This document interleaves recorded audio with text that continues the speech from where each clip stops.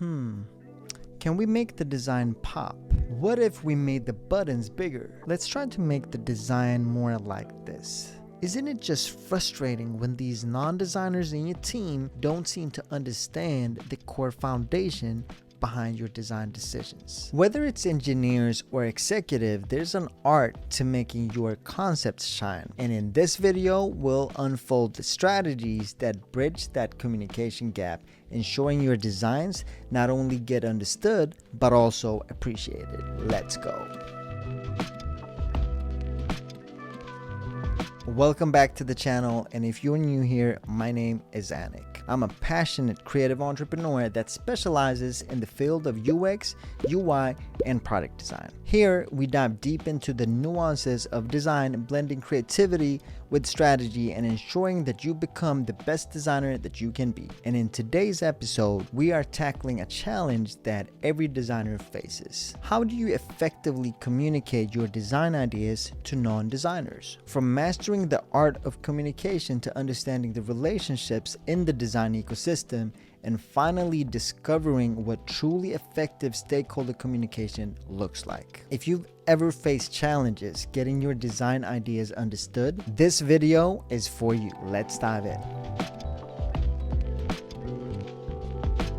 Every great designer builds their foundation on the art of great communication. Think of it as a triangle, and we'll look at the foundation that was laid down way back in time by none other than Aristotle. Let's introduce the three pillars of great communication. First, at the top of our triangle, we have ethos. Ethos is all about trust and credibility. It's where you ensure that your design expertise isn't just shown, but also felt. Before diving deep into your design, establish your credibility. Make sure the team, organization, or the client that you work with acknowledges your skills and experience. This is crucial because when people trust you, they are more open to what you have to say. Moving on to our second pillar, pathos. Now, this isn't just about making your audience feel, but making them feel the right way. By connecting with them emotionally, you inspire, motivate, and most importantly, create a lasting impression. Every time you present the design, remember that you're not showcasing pixels or typography. You are narrating a story that should resonate with your audience's heart. Let's now dive into the final cornerstone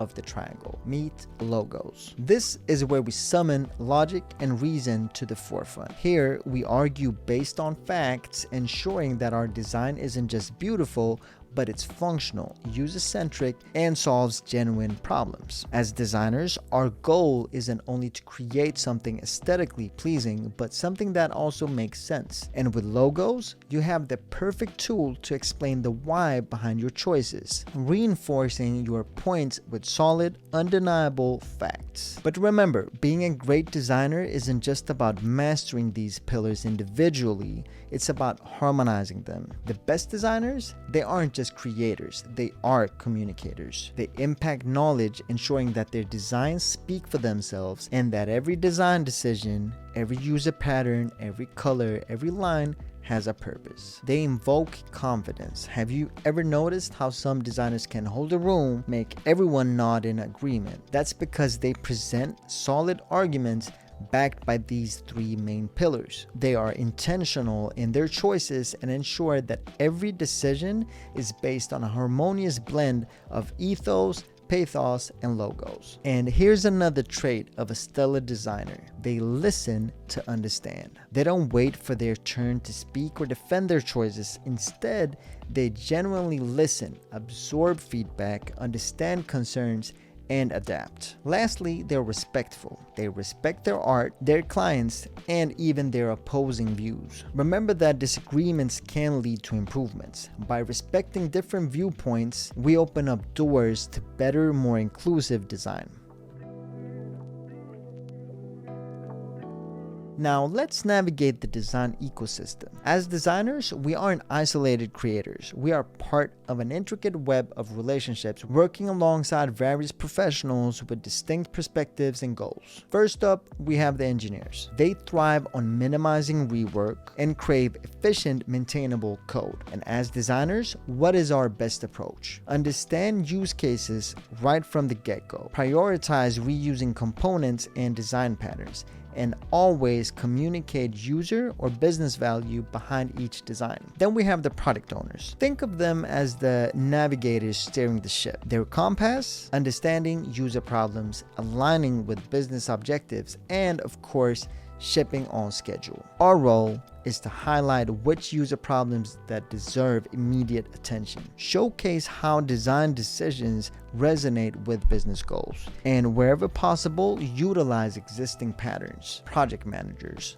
They are the timekeepers and the glue holding all the moving parts together. They value timelines, managing scope, and ensuring everyone's on the same page. Our strategy with them, that's to find ways to expedite design tasks, manage expectations proactively, and provide frequent updates on our progress. Now let's look at our collaboration with the marketing team. They emphasize brand consistency, a unified voice and tone, and a marketable product. We can support them by creating designs that echo the brand, adhere to content guidelines, and genuinely address customer needs. Customer support.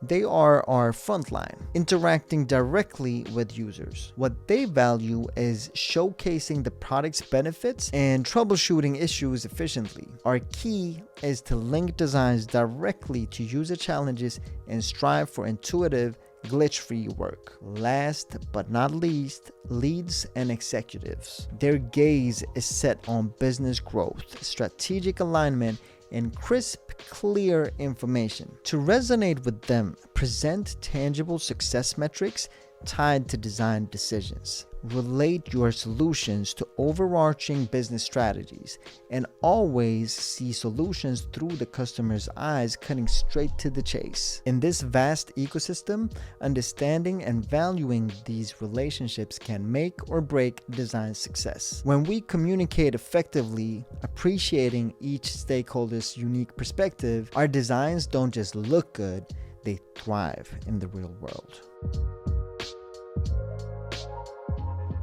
Having examined the core principles of communication and our essential relationships within the design ecosystem, the pressing question now is, what does effective communication actually look like? First and foremost, relevance. It's the golden intersection of what you desire to convey and what your audience is genuinely invested in. Always aim to hit that sweet spot. Next, reduce that cognitive load. Your audience should be spending their brain power understanding the value of your design, not trying to decode your message. Anything you feel could be a distraction, eliminate it. Whether it's the overuse of lorem ipsum or a design that's diving into too much detail. Always articulate problems, offer your solutions, and crucially, underline why those solutions are pivotal. Stakeholders aren't just interested in the what, they are eager to grasp the why behind your decisions. It's essential to focus on the product more than the process.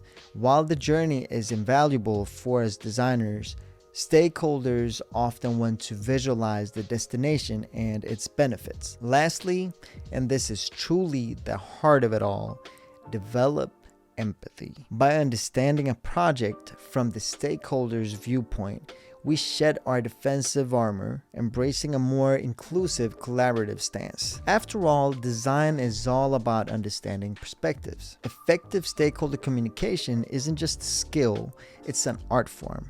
And by mastering it, we not only enhance our designs, but also build these bridges of understanding and collaboration between all verticals of a team or organization. If you've made it this far, it's clear that you are deeply committed to honing your craft in design. You've understood the essence of mastering the art of communication and the invaluable nuances of building relationships in our design ecosystem. But let's not stop there. Take the leap from understanding to mastery with my up-and-coming design course. It's my very first course, and I've put a lot of effort into creating something that will truly help elevate you as a designer. By clicking on the link in this video or down in the description below, you'll be the first one to know when I launch it. It will be a cohort-based course with weekly live workshops as well as pre-recorded videos that you'll have lifetime access to.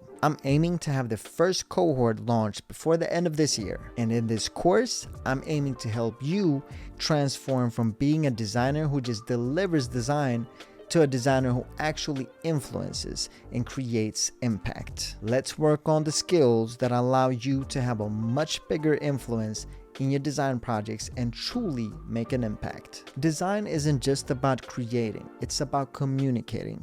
And with my up-and-coming course, you'll do just that. Click the link to join the waitlist. See you guys in the next one.